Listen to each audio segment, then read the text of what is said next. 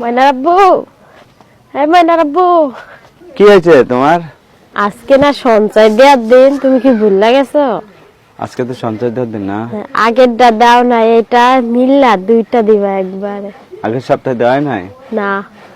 আচ্ছা তো এই সপ্তাহে করো তুমি, দিও। কয় টাকা দিবা? কয় টাকা তুমি দিবা? যে কয় টাকা পারবা সে কয় টাকা। তাহলে 300 টাকা করে 600 টাকা দিও। 2 সপ্তাহ না? হ্যাঁ 300 টাকা দিয়ে সঞ্চয় আমাদের জমা থাকবো, তাই না? হ্যাঁ। 600 টাকা দিও। আচ্ছা আমি গেলাম। আচ্ছা শোনো শোনো মইনুর মা, কি বলতেছি আরেকবার কিস্তি উঠাও কইলাম। আরেকবার যে কিস্তি উঠামো তোমার কষ্ট হইব না? আর তুমি এই যে 1 বছর কিস্তি টানবা না, হ্যাঁ সেই 1 বছরে আমার সঞ্চয়টা দাও। আমি তোমার এই 1 বছর পরে তুমি যে কয় টাকা কিস্তি উঠাইবা আচ্ছা তার চেয়ে মনে করো কি 1 ডবল বেশি দেব।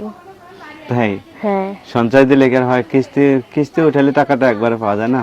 সঞ্চয় দিলেও তো পরে যে একবারে দিব, যে কয় টাকা হইব না সব টাকাই তুলতে পারবি।